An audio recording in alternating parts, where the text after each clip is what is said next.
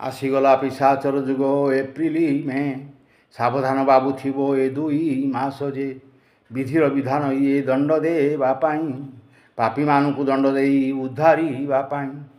शनि राहु ए समय मीन घरे रही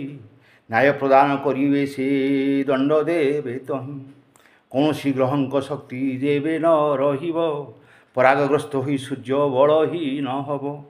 जेते पाप कर्म जी पूर्व करिथिब एबेले दंड तार निश्चय पिशाच ए जुग ए समय सर्वे प्रभु नाम जप कर केबे हेले पाप कर्म किछि जे न कर आमिष भक्षण ए समय अटे पाप सात्विक आहार को सर्वदा जारी रख क्या ठकिबा कष्ट क्या जे देवा एबेले दंड आसीबो जारी जानी तो रखिबा पर निंदा पर चिच्चा परर अनिष्ट करिथिबा व्यक्ति पाए दुई गुणा कष्ट